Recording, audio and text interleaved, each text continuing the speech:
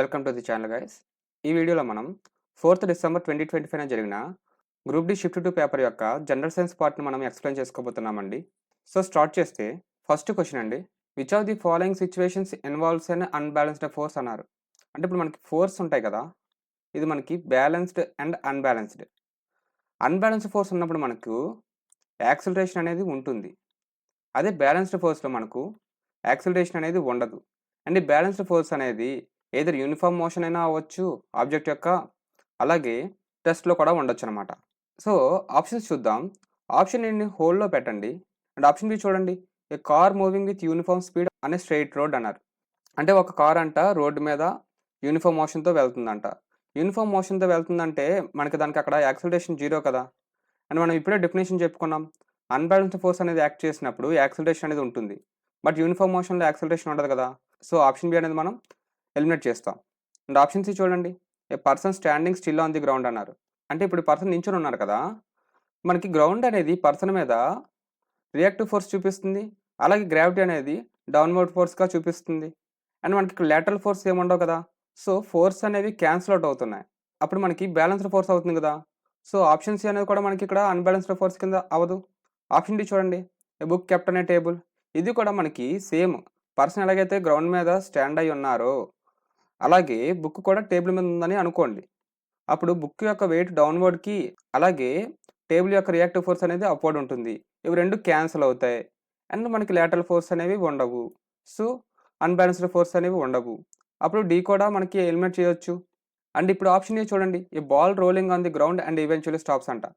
Newton's first law ప్రకారం ఒక వస్తువు అనేది ఎయిదర్ మోషన్లో ఉన్నప్పుడు మోషన్లోనే ఉండాలి, లేదా రెస్ట్లో ఉండాల్సిన వస్తువు రెస్ట్లోనే ఉండాలి. బట్ అలా జరగలేదంటే దాని మీద మనకు ఏదో ఒక ఫోర్స్ అనేది యాక్ట్ చేస్తుందని కదా. అండ్ ఆ ఫోర్స్ అనేది అన్బ్యాలెన్స్డ్ అయితేనే కదా మనకి ఆ యొక్క స్టేట్ అనేది చేంజ్ అవుతుంది.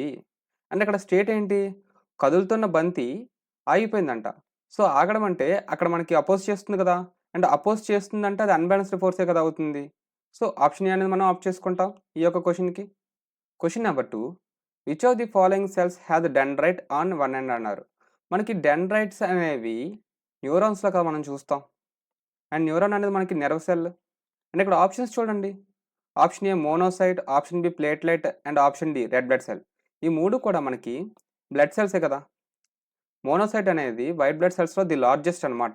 ఈ మోనోసైట్స్ అనేవి బాడీ యొక్క ఇమ్యూన్ సిస్టమ్కి సంబంధించినవి. అండ్ ప్లేట్లెట్స్ అనేవి ఏవైతే వూండ్స్ కానీ ఇంజురీస్ కానీ అవుతాయి కదా, అండ్ ఆ ఇంజురీస్ అయినప్పుడు మనకి ఎక్కువగా బ్లడ్ అనేది లాస్ అవ్వకుండా ఈ ప్లేట్లెట్స్ అనేవి హెల్ప్ అవుతాయి అనమాట. అండ్ రెడ్ బ్లడ్ సెల్స్ మనకు ఆక్సిజన్ ట్రాన్స్పోర్ట్ చేయడానికి వర్క్ అవుతుంది. సో మనం ఈ బ్లడ్ సెల్స్ అనేవి ఎలిమినేట్ చేస్తే ఆప్షన్ సి ఇదే కదా odd one out. So neuron మనం ఆప్ట్ చేసుకుంటాం. అండ్ ఇక్కడ ఇమేజ్ చూడండి, న్యూరాన్ పార్ట్స్ అనేవి. ఇప్పుడు మనకి న్యూరాన్లో రెండు ఎండ్స్ ఉన్నాయి కదా, అయితే ఒక ఎండ్లో డెండ్రైట్స్ అనేవి ఉంటాయంట. దేనికి ఉన్నాయంటే ఇక్కడ ఇమేజ్లో డెండ్రైట్స్ అనేవి న్యూరాన్కి ఉన్నాయన్నమాట. అండ్ ఒకవైపు యాక్సాన్ టెర్మినల్స్ ఉంటాయి. Question number 3, which of the following best explains the term formula unit mass. ఇది మనకి రిపీటెడ్ క్వశ్చన్. అండ్ మనల్ని ఏమంటున్నారు, ఫార్ములా యూనిట్ మాస్కి బెస్ట్ ఎగ్జాంపుల్ ఏంటి అని అడుగుతున్నారనమాట.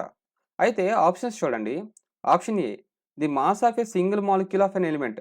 ఇక్కడ సింగిల్ మాలిక్యూల్ అంటే అప్పుడు మనకి మాలిక్యులర్ వెయిట్ అవుతుంది కదా, బట్ మనకి ఫార్ములా యూనిట్ మాస్ అడిగారు. సో ఆప్షన్ అనేది రాంగ్ అవుతుంది. అండ్ ఆప్షన్ బి చూడండి, the mass of a single atom of an element అన్నారు. మాస్ ఆఫ్ సింగిల్ యాటమ్ అయితే మనకు అది అటమిక్ మాస్ అవుతుంది, కానీ ఫార్ములా యూనిట్ మాస్ కాదు. సో ఆప్షన్ బి కూడా ఎలిమినేట్. అండ్ ఆప్షన్ సి చూడండి, the mass of one mole of A substance. Mass of one mole of A substance అంటే అది మనకి మోలార్ మాస్ అవుతుంది. సో ఆప్షన్ సి కూడా రాంగ్ అవుతుంది. And ఏబీసీని eliminate చేస్తే ఆప్షన్ డి ఆటోమేటిక్గా రైట్ అవ్వాలి కదా. అండ్ ఆప్షన్ డి చూడండి, the total mass of all items in one formula unit of A compound. ఇది మనకి రైట్ అవుతుంది అనమాట. Question number 4, through which part of the female reproductive system does the egg travel from the ovary to uterus అన్నారు. ఇక్కడ female reproductive సిస్టంలో అంట egg అనేది ovary నుంచి యూటరస్కి ట్రావెల్ అవ్వడానికి ఏ పార్ట్ హెల్ప్ చేస్తుంది అని అడుగుతున్నారు అనమాట. అయితే ఇక్కడ చూడండి, ఓవరీలో మనకి ఎగ్స్ అనేవి ప్రొడ్యూస్ అవుతాయి. అండ్ యూటరస్లో ఈ ఎగ్ ప్లస్ స్పెర్మ్ ఉంది చూసారా, ఇవి ఫ్యూజ్ అయ్యి జైగోట్ని ఫామ్ చేస్తాయి కదా. ఈ జైగోట్ అనేది మనకి యూటరస్ యొక్క వాల్స్కి అటాచ్ అవుతుంది అనమాట. అయితే ఆప్షన్స్ చూడండి, ఆప్షన్ ఏ ఫాలోపియన్ ట్యూబ్. ఫాలోపియన్ ట్యూబ్లో మనకు ఎగ్ అండ్ స్పెర్మ్స్ అనేవి మీట్ అవుతాయి.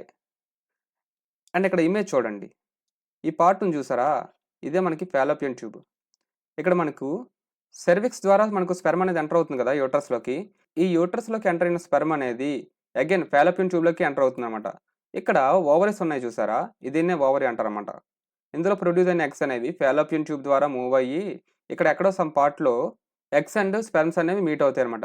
అండ్ ఎప్పుడైతే ఇవి మీట్ అయ్యో మనకు జైగోట్ ఫార్మ్ అవుతుంది. ఈ ఫార్మ్ అయిన జైగోట్ అనేది ఈ వాల్స్ ఉన్నాయి చూసారా?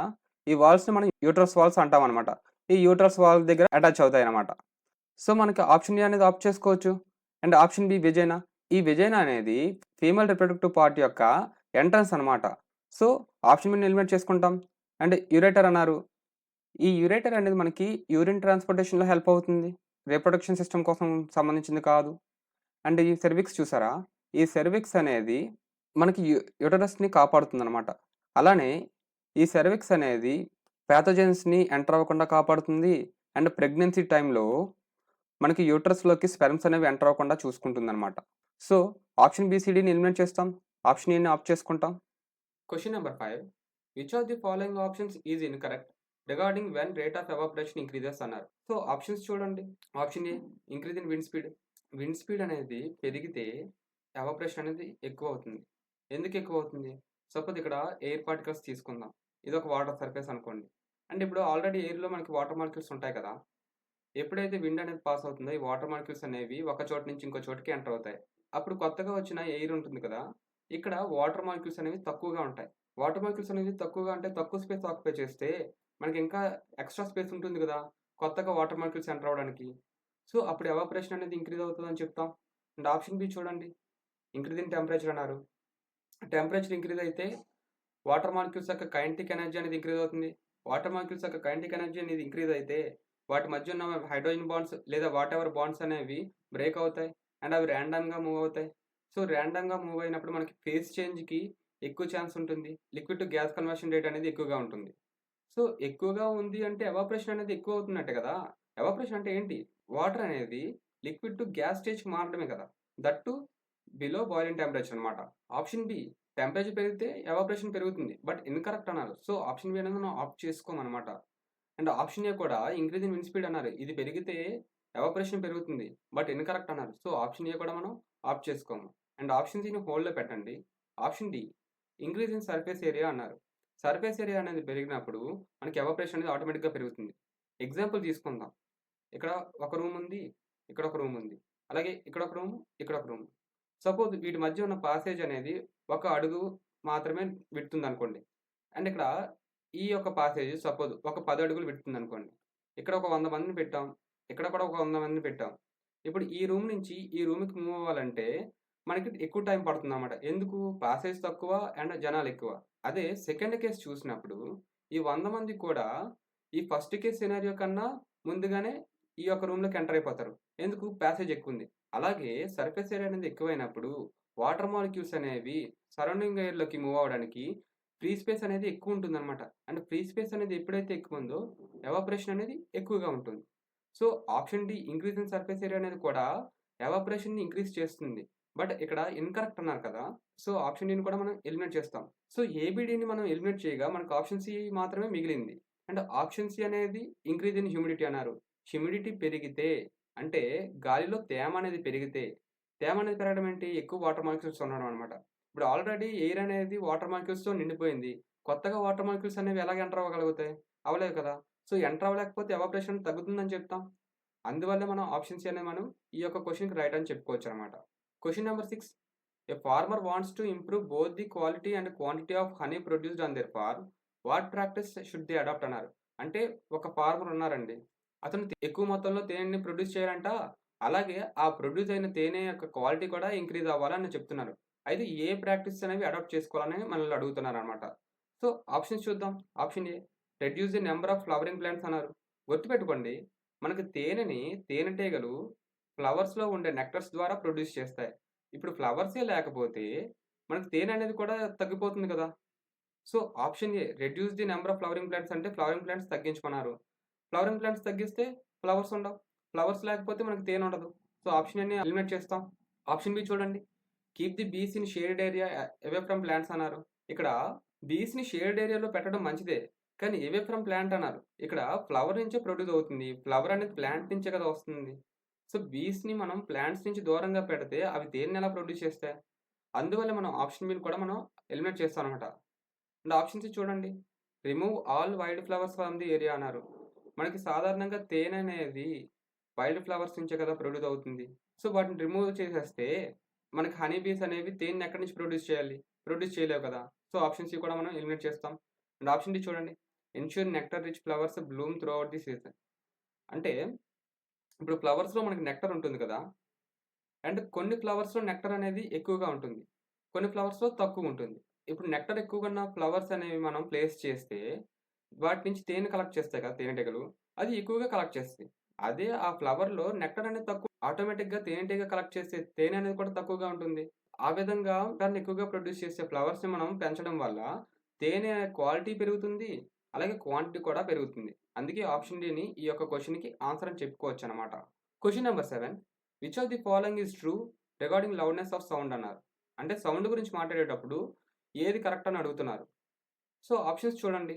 Option A loudness depends on frequency అన్నారు. లౌడ్‌నెస్ అనేది యాంప్లిట్యూడ్ మీద డిపెండ్ అవుతుంది. ఫ్రీక్వెన్సీ మీద కాదు. ఫ్రీక్వెన్సీ మీద డిపెండ్ అయ్యేది pitch. So, option A eliminate చేసాం. అండ్ ఆప్షన్ బి చూడండి.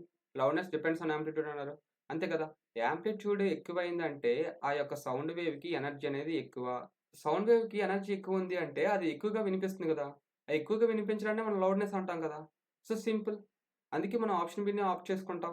Question number 8 which of the following statements is correct about the attraction of particles of matter అన్నారు. అంటే మ్యాటర్ యొక్క పార్టికల్స్ మధ్య అట్రాక్షన్ ఉంటుంది కదా! దాని గురించి కిందిచ్చిన ఆప్షన్స్‌లో ఏది కరెక్ట్ అని అడుగుతున్నారు. సో, ఆప్షన్స్ చూద్దాం. Option A the force of attraction is same for different particles అన్నారు. ఫోర్స్ ఆఫ్ అట్రాక్షన్ అనేది అన్ని పార్టికల్స్‌కి సేమ్ అయితే ఐరన్‌కి అండ్ వాటర్‌కి మధ్యన డిఫరెన్స్ ఏముండదు కదా! ఐరన్ అనేది యాక్చువల్‌గా సాలిడ్. అండ్ వాటర్ అనేది లిక్విడ్. ఐరన్ సాలిడ్‌గా అండ్ వాటర్ అనేది లిక్విడ్‌గా ఉండడానికి కారణం ఆ మ్యాటర్‌లో ఉన్న ఫోర్స్ ఆఫ్ అట్రాక్షన్ డిఫరెన్స్ వల్లే కదా! అంటే ఇక్కడ సేమ్ అంటున్నారు. అండ్ మనకు తెలుసు ఐరన్ అండ్ వాటర్ అనేవి డిఫరెంట్ పార్టికల్స్‌తో తయారవుతాయని. సో, ఆప్షన్ ఏని మనం ఎలిమినేట్ చేస్తాం. అండ్ ఆప్షన్ బి చూడండి. The force of attraction is more in liquids as compared to solids అంట. గుర్తుపెట్టుకోండి. సాలిడ్స్‌లో ఫోర్స్ ఆఫ్ అట్రాక్షన్ అనేది గ్రేటర్ థాన్ లిక్విడ్స్ అనమాట. ఒకవేళ ఫోర్స్ ఆఫ్ అట్రాక్షన్ అనేది సాలిడ్స్‌లో ఎక్కువుంటే అది ఫ్రీగా ఫ్లో అవ్వలేవు. అండ్ ఫోర్స్ ఆఫ్ అట్రాక్షన్ అనేది సాలిడ్స్‌లో తక్కువుంటే ఇది మనకి ఏ గ్యాస్ కిందో లేకపోతే లిక్విడ్ కిందో ఉండాలి. సో, ఆప్షన్ బి కూడా మనం ఎలిమినేట్ చేస్తాం. అండ్ ఆప్షన్ సి చూడండి. The force of attraction is different for different particles. అంతే కదా! ఒక్కొక్క మ్యాటర్‌లో ఉన్న పార్టికల్స్‌కి ఒక్కొక్క ఫోర్స్ ఆఫ్ అట్రాక్షన్ ఉంటుంది. లేదంటే ప్రతిదీ ఎయిదర్ సాలిడ్ అవుతుంది, లేదా లిక్విడ్ అవుతుంది, లేదా గ్యాస్ అవుతుంది. అంతేగాని ఈ 3 స్టేజెస్‌లో మనకి చూపించదు కదా! ఫోర్స్ ఆఫ్ అట్రాక్షన్ అనేది మనకు బాండింగ్ ద్వారా మారిపోతుంది. అండ్ ఆ యొక్క మ్యాటర్ అనేది ఏ స్టేట్‌లో ఉందనేది కూడా డిసైడ్ చేస్తుందనమాట. అంటే సాలిడ్ స్టేటా, లిక్విడ్ స్టేటా, గ్యాస్ స్టేటా అన్నట్టు. అండ్ ఆప్షన్ డి చూడండి. The force of attraction is less in liquids as compared to gas. తప్పు కదా! ఇప్పుడు force of attraction of liquids అనేది మనకు గ్యాసెస్ కన్నా లిక్విడ్స్‌లో ఎక్కువగా ఉంటుంది. అందుకే గ్యాసెస్ అనేవి రాండమ్ మూవ్‌మెంట్ అనేది ఎక్కువగా చూపిస్తుంది compared to liquids. Question number 9 which incident was responsible for the beginning of the Chipko movement in the village of Reni అన్నారు. అంటే కిందిచ్చిన ఆప్షన్‌లో ఏది చిప్కో మూవ్‌మెంట్‌కి కారణం అని అడుగుతున్నారు. ఆప్షన్స్ చూద్దాం. Industrial development planned by villagers. Chipko movement అనేది రేని విలేజ్‌లో మనకి స్టార్ట్ అయింది. విలేజ్ అంటే అందులో విలేజర్స్ ఉంటారు కదా! వాళ్ళే ఒక పని స్టార్ట్ చేసి వాళ్ళే దాన్ని ఎందుకు అడ్డుకుంటారండి? ఆప్షన్ బి చూడండి. Sale of forest by local residents అన్నారు. ఇప్పుడే చెప్పుకున్నాం. లోకల్ రెసిడెంట్స్ ఏం చేసుకున్నా వాళ్ళే చూసుకుంటారు. వాళ్ళెందుకు ఒక ప్రొటెస్ట్ అనేది చేస్తారు. సో, ఆప్షన్ బి కూడా eliminate. And option C approval given to a contractor to fell trees near the village. ఇది మనకి రైట్ అవుతుంది. అంటే చిప్కో అంటే హగ్ అని మీనింగ్. అంటే హత్తుకోవడం. ఇక్కడ వుమెన్ ఉంటారు కదా! వాళ్ళు చెట్లని హత్తుకుంటారనమాట. ఈ హత్తుకొని ఏం చేస్తారంటే చెట్లని కొట్టనివ్వకుండా వుమెన్ అనేవాళ్ళు వాటిని ప్రొటెక్ట్ చేస్తారు. అందువల్లే దానికి చిప్కో మూవ్‌మెంట్ అని పేరనమాట. Question number 10 what are the 2 main properties of carbon that contributes to its versatile nature and its ability to form a large number of compounds అన్నారు. అంటే, కార్బన్ ఎక్కువ కాంపౌండ్స్‌ని ఫార్మ్ చేస్తుంది కదా! దానికి కారణమైన 2 మెయిన్ ప్రాపర్టీస్‌ని చెప్పమంటున్నారు. సో, ఆప్షన్స్ చూద్దాం. Option A high melting point and ductility. ఇక్కడ మీకు ఆన్సర్ అనేది తెలీదు. బట్ ఇక్కడ గుర్తుపెట్టుకోండి. ఇక్కడ ఎండ్ అన్నారు కదా! అంటే ఇచ్చిన ఆప్షన్స్‌లో ఇది రైట్ అవ్వాలి, ఇది రైట్ అవ్వాలి. అండ్ ఇక్కడ డక్టిలిటీ అన్నారు. డక్టిలిటీ అనేది మెటల్‌కి సంబంధించింది కదా! బట్ కార్బన్ అనేది నాన్ మెటల్ కదా! సో, ఆప్షన్ ఏని ఎలిమినేట్ చేసుకుంటాం. And option B catenation and tetravalency. Catenation అంటే the ability to form large chain molecules. And tetravalency అంటే దాని యొక్క వాలెన్సీ అనేది 4 ఉండడం అనమాట.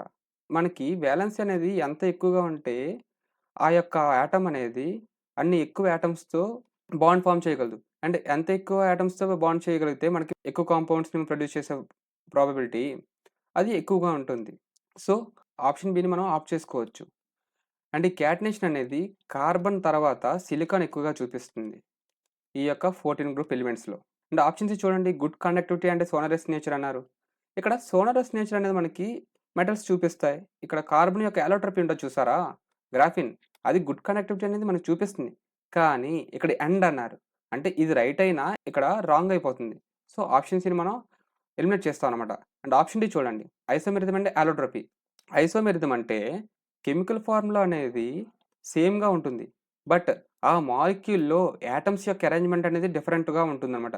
అండ్ ఎప్పుడైతే యాటమ్స్ యొక్క అరేంజ్‌మెంట్ అనేది ఒక కాంపౌండ్‌లో డిఫరెంట్‌గా ఉంటుందో, దాని యొక్క ఫిజికల్ అండ్ కెమికల్ ప్రాపర్టీస్ అనేవి చేంజ్ అయిపోతాయి. అండ్ అలోట్రోపీ అన్నారు. అంటే కార్బనే ఉంది యాటము. ఇది మనకి ఒకటే స్టేట్‌లో అది సాలిడ్ గాని, లిక్విడ్ గాని, గ్యాస్ గాని అంటాం కదా! అదే ఒకే స్టేట్‌లో ఎక్కువ రకాలుగా మనకి కనిపించిందనుకోండి, అది అలోట్రోపీ. అంటే బెస్ట్ ఎగ్జాంపుల్స్ చూసుకోండి. Diamond, graphene, buckminster fullerene. అయితే మనకి ఎక్కువ కాంపౌండ్స్‌ని ఫార్మ్ చేయడానికి గల కారణం అనేది క్యాటినేషన్ అండ్ టెట్రావాలెన్సీ అవుతుంది. అంతేగాని మనకి కార్బన్ ఐసోమెరిజం అండ్ అలోట్రోపీ చూపించినా ఇది మనకి ఆప్షన్ అవ్వదనమాట. సో, ఈ యొక్క క్వెషన్‌కి ఆప్షన్ బి అనేది రైట్ ఆన్సర్ అవుతుంది. Question number 11, work done by a constant force is 0 if అన్నారు. అంటే మనకిప్పుడు ఫోర్స్ అప్లై చేస్తాం కదా! ఫోర్స్ అప్లై చేసినప్పటికి కూడా వర్క్ అనేది 0 అవుతుందంట. అది ఎప్పుడు అని అడుగుతున్నారు. మనకు ఆల్రెడీ ఫార్ములా తెలుసు. W Fs cos θ. ఫోర్స్‌కి అండ్ ఆబ్జెక్ట్ యొక్క డిస్ప్లేస్‌మెంట్ ఉంటుంది కదా! ఈ యొక్క డైరెక్షన్స్‌కి మధ్య ఉన్న యాంగిలే మనకి cos θ అనమాట. అయితే ఇక్కడ మనకి వర్క్ అనేది 0 అవ్వాలంటే ఎయిదర్ అప్లై చేసిన ఫోర్స్ అనేది 0 అవ్వాలి, లేదా డిస్ప్లేస్‌మెంట్ అనేది 0 అవ్వాలి, లేదా ఫోర్స్ అండ్ డిస్ప్లేస్‌మెంట్ యొక్క డైరెక్షన్స్ మధ్య ఉన్న యాంగిల్ అనేది అయినా సరే మనకి 90 డిగ్రీస్ అవ్వాలి. ఎందుకు 90 డిగ్రీస్ అవ్వాలి? కాస్ 90 అంటే ఏంటి? ఆటోమేటిక్‌గా 0. 0 అంటే ఎనీథింగ్ జీరోయే కదా! సో, మనకి 3 కేసెస్ ఉన్నాయి. సో, ఆప్షన్స్ చూసినప్పుడు ఇక్కడ ఆప్షన్ డి చూడండి. Displacement is 0 or perpendicular to force అన్నారు. మనకి ఫోర్స్ అప్లై చేస్తున్నాం కదా! ఇప్పుడు ఆబ్జెక్ట్ ఉంది. దీని యొక్క డిస్ప్లేస్‌మెంట్ ఇటువైపు ఉంది. ఫోర్స్ అనేది ఇటువైపు అప్లై చేస్తున్నాం. ఇప్పుడు మనకి ఇక్కడ 90 డిగ్రీస్ అనేది ఫార్మ్ అవుతుంది కదా! అంటే ఫోర్స్ అనేది డిస్ప్లేస్‌మెంట్‌కి పెర్పెండిక్యులర్. అంటే ఎప్పుడైతే పెర్పెండిక్యులర్ అయిందో ఆటోమేటిక్‌గా వర్క్ అనేది 0 అని చెప్పుకుంటాం. సో, ఆప్షన్ డిని మనం ఆప్ట్ చేసుకుంటున్నాం. Which are the following movements is done by oblique muscles అన్నారు. అంటే ఏ మూవ్‌మెంట్ అనేది ఆబ్లిక్ మసిల్స్ ద్వారా జరుగుతుందన్నారు. సో, ఆప్షన్స్ చూద్దాం. Movement in stomach walls. ఈ స్టమక్ వాల్స్‌లో మూవ్‌మెంట్ అనేది మనకి 3 రకాల మజిల్స్ ద్వారా జరుగుతాయన్నమాట. అందులో ఆబ్లిక్యూ మజిల్ అనేది ఒకటి. అంటే ఇక్కడ మూవ్‌మెంట్ ఆఫ్ హార్ట్ అన్నారు చూసారా? ఇది కార్డియాక్ మజిల్ ద్వారా అవుతుందన్నమాట. అండ్ ఇక్కడ టంగ్ అండ్ ఇంటెస్టైన్ మూవ్‌మెంట్స్ అనేవి కూడా మనకి ఆబ్లిక్యూ మజిల్స్ ద్వారా జరగదన్నమాట. Question number 13, which of the chemical formula represents bleaching powder అన్నారు. సో, బ్లీచింగ్ పౌడర్ యొక్క సో, ఇక్కడ మనకి ఏ కెమికల్ ఫార్ములా అనేది బ్లీచింగ్ పౌడర్‌ని సూచిస్తుంది అని అడుగుతున్నారనమాట. బ్లీచింగ్ పౌడర్ యొక్క ఫార్ములా ఏంటండి యాక్చువల్‌గా? CaOCl2. ఈ యొక్క కెమికల్ ఫార్ములాని కాల్షియం ఆక్సీక్లోరైట్ అంటాం. బట్ బ్లీచింగ్ పౌడర్ అనే దానికి ఇంకొక ఫార్ములా కూడా ఉంటుంది. CaOCl ట్వైస్ అనమాట. దీన్ని మనం కాల్షియం హైపోక్లోరైట్ అంటాం. సో, ఆప్షన్స్‌లో మనకి డి అనేది రైట్ అవుతుంది. Question number 14, the defect in which a person cannot see distant objects clearly but can see near objects is called అన్నారు. సో, మనకొక పర్సన్ అంట దూరంగా ఉన్న ఆబ్జెక్ట్స్‌ని చూడగలుగుతున్నారంట. కానీ దగ్గరగా ఉన్న ఆబ్జెక్ట్స్‌ని చూడలేకపోతున్నారంట. అయితే ఆ డిఫెక్ట్ ఏంటి అని అడుగుతున్నారు. మనకి దగ్గరగా చూస్తున్నారు, దూరంగా చూడలేకపోతున్నారు అంటే అది నియర్ సైటెడ్‌నెస్ అని అర్థం. అండ్ నియర్ సైటెడ్‌నెస్ అనేది మయోపియా వల్ల వస్తుంది. దీన్ని మనకి కాన్కేవ్ లెన్స్ ద్వారా కరెక్ట్ చేసుకోవచ్చు. అండ్ ఇక్కడ ఆప్షన్స్ చూద్దాం. యాస్టిగ్మాటిజం అన్నారు. ఇది మనకు కార్నియా యొక్క షేప్‌లో డిజార్డర్ వల్ల వస్తుందన్నమాట. ఈ యాస్టిగ్మాటిజం అనేది. ఈ యాస్టిగ్మాటిజం అనేది పుట్టుకతో రావచ్చు. లేదా మనం డెవలప్ చేసుకోవచ్చు. లేదంటే ఏమైనా ఐ ఇంజరీస్ అవి చేస్తాం కదా! అప్పుడు కొంత మిస్‌హ్యాప్ వల్ల కూడా రావచ్చనమాట. అండ్ ఆప్షన్ బి చూడండి, ప్రెస్బయోపియా. ఇది ఏజ్ రిలేటెడ్ ఇష్యూ అండి. ఇది మనకి అబోవ్ 40 ఇయర్స్ ఏజ్‌లో ఎక్కువగా కనిపిస్తుందనమాట. ఈ ప్రెస్బయోపియాలో మనకు లెన్స్ అనేవి స్టిఫ్ అయిపోతాయి. సో, ఫ్లెక్సిబుల్‌గా ఉండవు. ఎప్పుడైతే ఫ్లెక్సిబుల్‌గా ఉండవో మనకి ఫోకల్ లెంత్ అనేవి ఐ అనేది చేంజ్ చేసుకోలేదనమాట. సో, ఫోకల్ లెంత్ అనేది చేంజ్ చేసుకోలేకపోతే మనకి దూరంగా ఉన్న ఆబ్జెక్ట్ గాని, దగ్గరగా ఉన్న ఆబ్జెక్ట్‌ని గాని చూడడానికి ఇబ్బందిగా ఉంటుంది. అండ్ ఈ ప్రెస్బయోపియాని మనం బైఫోకల్ లెన్స్ ద్వారా కరెక్ట్ చేసుకుంటాం. ఈ బైఫోకల్ లెన్స్ అంటే ఒకటే లెన్స్ ఉంటుంది. ఇందులో both concave and convex images అనేవి ఫార్మ్ చేసుకోవడానికి ఛాన్స్ ఉంటుందన్నమాట. అది ప్రెస్బయోపియా. అండ్ ఆప్షన్ డి చూడండి హైపర్‌మెట్రోపియా అన్నారు. హైపర్‌మెట్రోపియా అంటే దూరంగా ఉన్న ఆబ్జెక్ట్స్ అనేవి కనిపిస్తాయి. దగ్గరగా ఉన్న ఆబ్జెక్ట్స్‌ని కనిపించవు. అండ్ దీన్ని మనం ఫార్ సైటెడ్‌నెస్ అంటాం. దీన్ని కరెక్ట్ చేసుకోవాలంటే మనకి కాన్వెక్స్ లెన్స్ అనేవి యూజ్ చేస్తామన్నమాట. Question number 15 which of the following shows acidic behaviour in aqueous solution అన్నారు. యాక్వియస్ సొల్యూషన్‌లో కింద ఇచ్చిన సబ్స్టెన్స్ ఏది ఎసిడిక్ బిహేవియర్ చూపిస్తుంది అని అడుగుతున్నారు. అసలు యాక్వియస్ సొల్యూషన్ అంటే ఏంటి? ఒక సాల్యుబుల్ కాంపౌండ్‌ని వాటర్‌లో మిక్స్ చేస్తే అది మనకి యాక్వియస్ సొల్యూషన్ ఫార్మ్ చేస్తదనమాట. ఇక్కడ యాక్వియస్ అంటే వాటర్ అని అర్థం. ఇప్పుడు వాటర్‌నే తీసుకుందాం. మనకి బేస్ ఉంది. బేస్‌ని మిక్స్ చేస్తే అది బేసిక్ సొల్యూషన్ అవుతుంది. అలాగే యాసిడ్‌ని మిక్స్ చేస్తే అది ఎసిడిక్ సొల్యూషన్ అవుతుంది గదా! సో, ఎసిడిక్ బిహేవియర్ చూపించాలన్నారు. ఎసిడిక్ బిహేవియర్ చూపించాలంటే మనం యాసిడ్‌ని మిక్స్ చేయాలి. అండ్ ఇక్కడ ఆప్షన్స్‌లో చూద్దాం. ఆప్షన్ ఏ కేఓహెచ్ ఇది మనకి బేస్ అవుతుంది. ఎందుకంటే ఓహెచ్ మైనస్ అయాన్స్ మనకి రిలీజ్ చేస్తుంది. అండ్ సిఏఓహెచ్ ట్వైస్ ఇది మనకి స్ట్రాంగ్ బేస్. అండ్ హెచ్‌సిఎల్ ఇది ఒక యాసిడ్. అండ్ ఎన్ఏఓహెచ్ ఇది కూడా బేసే కదా! ఇక్కడ ఆల్రెడీ 3 ఆప్షన్స్ అనేవి బేస్‌లే ఇచ్చారు. మనం ఈ 3 ఆప్షన్‌ని ఎలిమినేట్ చేసుకుంటాం. So, odd one out HCl అనేది యాసిడ్ కదా! అండ్ యాసిడ్ అనేది మనకి ఎసిడిక్ సొల్యూషన్ ఫార్మ్ చేస్తుంది అని చెప్పుకున్నాం కదా! సో, ఆప్షన్ సి అనేది రైట్ అవుతుందన్నమాట. Question number 16 which type of meristematic tissue is responsible for increase in the height of plants అన్నారు. ఏ మెరిస్మాటిక్ టిష్యూ అనేది ప్లాంట్ యొక్క హైట్‌ని ఇంక్రీజ్ చేయడానికి కారణం అని అడుగుతున్నారు. గుర్తుపెట్టుకోండి మెరిస్మాటిక్ టిష్యూ అనేది మనకు 3 రకాలు.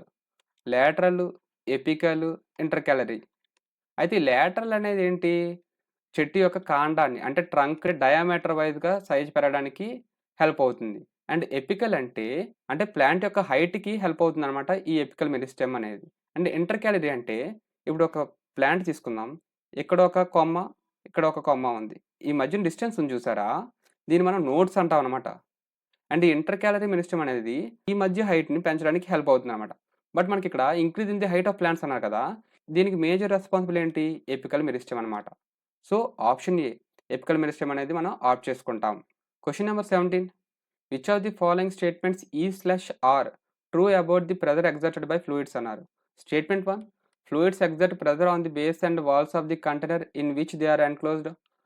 Statement 2 pressure exerted in any confined mass of fluid is transmitted unequally in different directions. అయితే ఇప్పుడు తెలుగులో చూద్దామండి.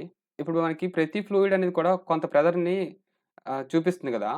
అయితే కిందిచ్చిన ఏ స్టేట్మెంట్ అనేది ఫ్లూయిడ్ యొక్క ప్రెషర్ గురించి కరెక్ట్‌గా చెప్తుందని అడుగుతున్నారు. స్టేట్మెంట్ 1 ఏంటి? ద్రవాలు తాము ఉన్న పాత్ర యొక్క అడుగు భాగం మరియు గోడలపై పీడనాన్ని కలిగిస్తాయి. అంతే కదా! ఇప్పుడు లిక్విడ్ అంటే మ్యాటర్‌తోనే కదా ఫార్మ్ అవుతుంది. అండ్ మ్యాటర్‌కి వెయిట్ ఉంటుంది. వెయిట్ ఉంటే అదొక ఫోర్స్‌ని అప్లై చేస్తుంది గదా! ఎందుకంటే W అన్నప్పుడు ఇది ఆల్రెడీ ఒక ఫోర్సే అవుతుంది కదా! సో, ఈ ఫోర్స్ అనేది మనకి డౌన్‌వర్డ్ డైరెక్షన్ గ్రావిటీ వల్ల, అలాగే సైడ్ వేస్ అనేది మాలిక్యులర్ కొలిజన్ వల్ల అప్లై అవుతదనమాట. సో, స్టేట్మెంట్ 1 అనేది రైట్ అవుతుంది. అండ్ స్టేట్మెంట్ 2 చూడండి. పరిమిత ద్రవ్యరాశిలో కలిగే పీడనం వివిధ దశల్లో అసమానంగా ప్రవర్తిస్తుంది. అంటే ఏమంటున్నారంటే ఒక కంటైనర్ ఉంది కదా! సపోజ్ మనం లిక్విడ్‌ని నింపేసాం. ఇదంట ఇక్కడొకలాగా, ఇక్కడొకలాగా, ఇక్కడొకలాగా లేదంటే ఇక్కడొకలాగా చూపిస్తదని చెప్తున్నారు. కాదు కదా! మనకి లిక్విడ్ అనే దానికి హైడ్రోస్టాటిక్ ప్రెషర్ ఉంటుంది. ఈ హైడ్రోస్టాటిక్ ప్రెషర్ అనేది ఒకే హైట్‌లో అన్ని చోట్ల కూడా ఈక్వల్‌గా ఉంటుందన్నమాట. సో, అన్‌ఈక్వల్ అని చెప్పడానికి లేదన్నమాట. సో, స్టేట్మెంట్ 2 అనేది రాంగ్ అవుతుందన్నమాట. అందువల్ల మనకి స్టేట్మెంట్ 1 అనేది రైట్ అని చెప్పుకుంటాం. సో, ఆప్షన్ సిని ఆప్ట్ చేసుకుంటాం. Question number 18 select the group of organisms in which asexual reproduction occurs by fission అన్నారు. అంటే కిందిచ్చిన ఏ ఆర్గానిజంలో మనకి అసెక్షువల్ రిప్రొడక్షన్ అనేది జరుగుతుంది. ఆ యాప్ ఆ అసెక్షువల్ రిప్రొడక్షన్ కూడా ఫిజన్ ద్వారా జరుగుతుంది అంటున్నారు. మనకు తెలుసు రిప్రొడక్షన్ అనేది బోత్ సెక్షువల్ అండ్ అసెక్షువల్ అని. అయితే ఈ అసెక్షువల్‌లో మనకి గ్రాఫ్టింగ్ కావచ్చు, కటింగ్ కావచ్చు, బడ్డింగ్ కావచ్చు, ఫిజన్ కావచ్చు అండ్ ఇంకా రకరకాలుగా కూడా మనకి కావచ్చు. అయితే ఫిజన్ అనేది జనరల్‌గా మనకి సెల్యులర్ డివిజనే కదా! అంటే మైక్రో ఆర్గానిజమ్స్‌లో జరుగుతుంది. ఇక్కడ మైక్రో ఆర్గానిజమ్స్‌ని ఒకసారి ఐడెంటిఫై చేద్దాం. ఫ్లవరింగ్ ప్లాంట్ అనేది మల్టీ సెల్యులర్ ఆర్గానిజం కదా! యూనిసెల్యులర్ ఆర్గానిజం అవ్వదు కదా! సో, ఆప్షన్ ఏ అనేది మనం ఆప్ట్ చేసుకోము. అండ్ ఆల్ ప్లాంట్స్ అన్నారు. బట్ ఇక్కడ గుర్తుపెట్టుకోండి. యూనిసెల్యులర్ ఆల్గే అనేది కూడా మనకి ఒక ప్లాంట్ కింద కన్సిడర్ చేస్తాం. యూనిసెల్యులర్ ఆల్గేలో ఫిజన్ అనేది మనం చూస్తామనమాట. బట్ ఇక్కడ ఆల్ అన్నారు. సో, మనం ఈ ఆప్షన్‌ని ఆప్ట్ చేసుకోము. అండ్ బ్లూ గ్రీన్ ఆల్గే అన్నారు. ఇప్పుడే చెప్పుకున్నాం కదా యూనిసెల్యులర్ ఆల్గే అని. అది బ్లూ గ్రీన్ ఆల్గే కూడా అందులోకే వస్తుంది కదా! సో, ఆప్షన్ సిని మనం ఆప్ట్ చేసుకుంటాం. అండ్ ఆప్షన్ డి చూడండి. ఆల్ సీడ్ ప్లాంట్స్ అన్నారు. సీడ్ ప్లాంట్స్ అంటేనే ఇక్కడ మనకి సెక్షువల్ రిప్రొడక్షన్ అని అర్థం. మేబీ ఆల్ కాకపోయినా కొన్ని అనమాట. అండ్ మనకి మనకిక్కడ అసెక్షువల్ రిప్రొడక్షన్ గురించి అడిగారు. బట్ ఇక్కడ సెక్షువల్ రిప్రొడక్షన్ గురించి చెప్తున్నాం. సో, ఆప్షన్ డి కూడా మనం ఎలిమినేట్ చేసుకోవచ్చు. ఆ విధంగా ఈ యొక్క క్వెషన్‌కి ఆప్షన్ సి అనేది రైట్ అవుతుంది. Question number 19 which of the following statements is not true about average speed అన్నారు. ఏ స్టేట్మెంట్ అనేది యావరేజ్ స్పీడ్ గురించి తప్పుగా చెప్తుందో అని అడుగుతున్నారనమాట. సో, యావరేజ్ స్పీడ్ అంటే ఏంటి? Distance by time. అదే యావరేజ్ వెలాసిటీ అయితే డిస్ప్లేస్‌మెంట్ బై టైమ్. ఇది గుర్తుపెట్టుకోండి. అండ్ ఆప్షన్ ఏ చూడండి. To find speed we need both the magnitude and direction of the object అన్నారు. మనకి స్పీడ్ అనేది స్కేలర్ క్వాంటిటీ కదా!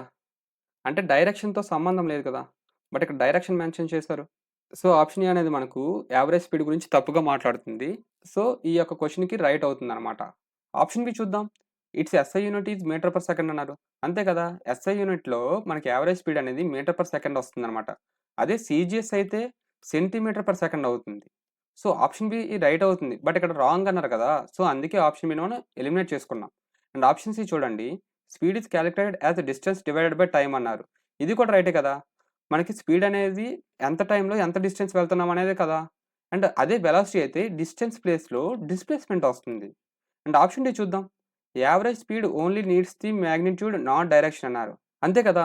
ఇప్పుడు స్పీడ్ అనేది స్కేలర్ క్వాంటిటీ. సో, స్కేలర్ క్వాంటిటీకి డైరెక్షన్స్‌తో ఏం పనండి? మాగ్నిట్యూడ్ ఉంటే చాలు కదా!